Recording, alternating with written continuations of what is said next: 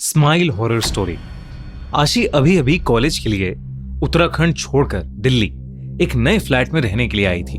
उसे अपने कॉलेज से कुछ आधा घंटा दूर एक फ्लैट मिला। अगले 2 दिन आशी और उसके मम्मी पापा जो उसे छोड़ने आए थे उसका घर सेटअप करने लगे।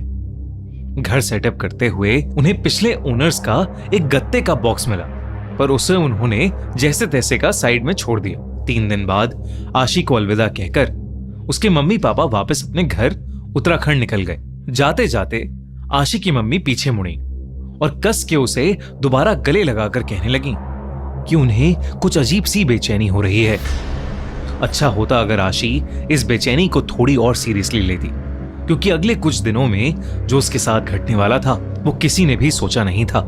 आशी को फोटोग्राफी और एडिटिंग का बहुत शौक था और वो इसी फील्ड में आगे भी कुछ करना चाहती थी, मगर घर पर पैसों की थोड़ी कमी होने की वजह से वो कभी अपने लिए प्रोफेशनल कैमरा खरीद नहीं पाई थी।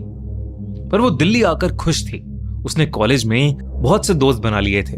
आने वाले सैटरडे को उसने अपने दोस्तों के लिए एक छोटी सी पार्टी भी रख ली। देखते ही देखते फ्राइडे आ गया। कॉलेज से लौटते ही उसने पार्टी के लिए घर की साफ सफाई शुरू कर दी। बालकनी साफ करते हुए उसकी नजर कोने में पड़े उस गत्ते के बॉक्स पर पड़ी, जो इतने समय से बाहर पड़े पड़े बिल्कुल सड़ गया था। उस बॉक्स से सड़ रहे गत्ते की स्मेल आ रही थी, मगर न जाने क्यों वो आशी को अपनी तरफ आकर्षित कर रहा था। जब आशी ने वो बॉक्स खोलकर देखा तो उसमें पुराने सामान के साथ एक विंटेज कैमरा और एक रील पड़ी थी। आशी ये देख बहुत खुश हो गई और उसने झट से वो कैमरा खोलकर पुरानी रील हटाई और नई रील भर उससे फोटो खींचनी शुरू कर दी।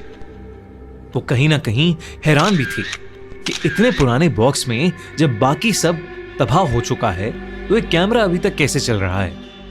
पर उसने अपने इन सारे ख्यालों को साइड में रखा और जल्दी से जाकर बाहर लगे फूलों, गमलों और पौधों की फोटो खींचने लगी। आशी के फ्लैट के ठीक सामने एक बूढ़ी आंटी मिसेस कौशिक रहती थी, जो हर सुबह उसे कॉलेज जाते समय गुड मॉर्निंग कहा करती। उन्हीं आंटी और उनकी बिल्ली को बालकनी पर देख आशी ने उनकी भी कुछ फोटोज खींची और सोचा कि उन तस्वीरों को वो डेवलप करवाकर आंटी को गिफ्ट करेगी। अगले दिन सुबह सुबह आशी ने पास के एक फोटो स्टूडियो से सारी तस्वीरें डेवलप करवाईं और एक एनवेलप में डालकर सीधा मिसेस कौशिक के पास चली गईं, जिन्हें वो फोटोज बहुत ज्यादा पसंद आईं। जब आशी घर लौटी तो उसने बाकी तस्वीरों को भी देखना शुरू किया और हर तस्वीर में उसे एक बहुत ही अजीब चीज नोटिस हुई। उस कैमरा से ली गई हर तस्वीर के बैकग्राउंड में कहीं ना कहीं एक बहुत ही धुंधला सा साया था, जिसके मुंह पर एक मुस्कान थी। उन फोटोज को देखते देखते आशी उनमें कहीं खो सी गई। उसे ऐसा लगने लगा कि जैसे उस साये की मुस्कान धीरे धीरे हर तस्वीर में बढ़ती जा रही है और हर दूसरी तस्वीर में वो कैमरा के करीब आता जा रहा है। तभी अचानक आशी के घर की घंटी बजी। जब आशी ने दरवाजा खोला तो वहां उसके दोस्त खड़े थे। सैटरडे आ चुका था और उसके दोस्त हाउस पार्टी के लिए पहुंच गए थे, पर आशी को अपनी तबीयत थोड़ी खराब लग रही थी, इसलिए उसने पार्टी कैंसिल कर दी और अपने फ्रेंड्स को वापस भेज दिया। जब वो अपने कमरे में वापस आई तो उसका ध्यान फिर से उस कैमरे पर गया। आशी ने इस बार उस कैमरे से खुद की शीशे में थोड़ी तस्वीरें खींची। तभी अचानक उस शीशे पर एक क्रैक बनने लगा। ये देखकर आशी के हाथ से वो कैमरा छूट गया।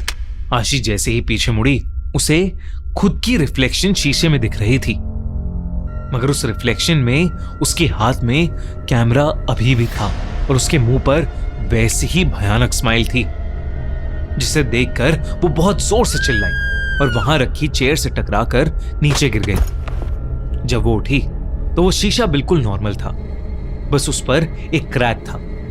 उसे लगा ये सब उसका वहम है, इसलिए वो चुपचाप जाकर सो गई। 2 दिन बाद आशी की पढ़ते पढ़ते अपने लिविंग रूम में ही दोपहर में आंख लग गई और रात को उसकी नींद 3 बजे खुली। आशी ने अपनी किताबें समेटी और अपने कमरे की ओर जाने लगी, मगर ड्राइंग रूम की खिड़की से उसने अपने सामने जो देखा उसे देखकर आशी के होश उड़ गए। मिसेस कौशिक अपनी बालकनी पर खड़ी थी, लेकिन उनके चेहरे पर एक बहुत बड़ी मुस्कान थी, बिल्कुल वैसी ही जैसे उसकी बाकी तस्वीरों में थी। आशी वहीं जम गई, जैसे वो अपना पूरा जोर लगा रही हो। मगर वो वहां से हिल ही नहीं पा रही थी। देखते ही देखते मिसेस कौशिक के पीछे से एक हाथ निकला जिसमें एक कांच का टुकड़ा था और उस हाथ ने उनके गले पर जानलेवा हमला कर दिया। आशी चिल्लाना चाहती थी मगर उसके मुंह से कोई आवाज ही नहीं निकल पाई। डर के मारे उसने अपनी आंखें कसकर बंद कर लीं और जब खोली तो वो अपने बिस्तर पर लेटी हुई थी और बिस्तर पर मिसेस कौशिक की बिल्ली घूम रही थी। इसे सपना समझकर आशी दोबारा सो गई। आशी सीधा अगली रात 9 बजे अपने दोस्त के कॉल से उठी और उसने उस बिल्ली को वहीं कमरे के कोने में बैठा हुआ देखा। वो बिल्ली गौर से एकटक बस उस कैमरे को देखी जा रही थी, पर आशी की आंखें खुली की खुली रह गईं जब उसने अपने बिस्तर पर उस बिल्ली के पंजे से लगे हर तरफ खून के निशान देखे। आशी ने भागकर वापस अपनी खिड़की पर जाकर देखा तो मिसेस कौशिक वहीं थी जहां उसने कल रात उन्हें खड़ा देखा था और उनके हाथ में वो कांच का टुकड़ा था। उनके बगल में उनकी बिल्ली एक खून के तालाब में बैठी अपने पैर चाट रही थी। आसपास के फूल मुरझा गए थे और गमलों में सारे पौधे भी मर गए थे। आशी दौड़कर अपने कमरे में गई तो वहां से बिल्ली गायब हो चुकी थी, मगर वो खून के निशान अभी तक उस कमरे में चारों ओर फैले हुए थे। आशी को कुछ समझ नहीं आ रहा था। बस उसने जल्दी से जाकर उस कैमरे को अपने डस्टबिन में फेंक दिया। तब उसकी आंखें बॉक्स में पड़ी पुरानी वाली रील पर पड़ी। जब उसने उसे गौर से देखा तो उसे रियलाइज हुआ कि वो पुरानी रील वही मिसेस कौशिक, वही पौधे और फूलों की थी जो बस 3 दिन पहले खींची थी, मगर इस बार वो साया बिल्कुल साफ साफ दिखाई दे रहा था। हर तस्वीर में आशी ही खुद पीछे खड़ी हुई थी और उसके चेहरे पर वही भयानक स्माइल थी। आशी को लगा कि वो पागल होती जा रही है और जैसे ही उसने आगे की तस्वीरें देखी उसका पूरा शरीर सुन्न हो गया। आगे की तस्वीरें आशी की ही थीं, कई उसके बचपन की, कई उसके स्कूल की, और हर तस्वीर में वो साया आशी के बिल्कुल पीछे खड़ा था, उसे अपनी डरावनी मुस्कान के साथ देखता हुआ। एकदम से पीछे डस्टबिन में पड़े कैमरा से एक क्लिक की आवाज आई, मगर पीछे कुछ भी नहीं था। और तब आशी ने उस रील की आखिरी तस्वीर देखी और वो आखिरी तस्वीर भी आशी की थी, ड्राइंग रूम में हाथ में रील लिए डस्टबिन में से खिंची हुई फोटो। मगर उस फोटो की सबसे डरावनी बात यह थी कि फोटो में आशी के बिल्कुल सामने मिसेस कौशिक और बहुत सारे ऐसे ही लोग एक लंबी भयानक स्माइल के साथ खड़े थे। कांपते कांपते आशी ने ऊपर देखा तो वही साया आशी के ठीक सामने आकर जोर से चिल्लाया, स्माइल।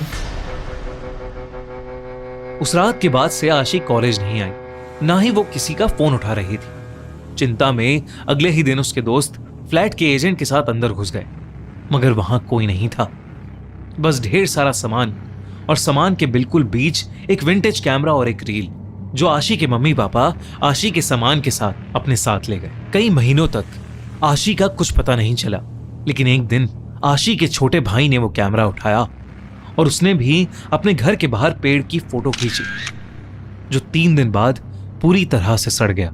जब उसके छोटे भाई ने वो फोटो डेवलप कराई तो उसे दिखा कि उस पेड़ के पीछे आशी खड़ी थी।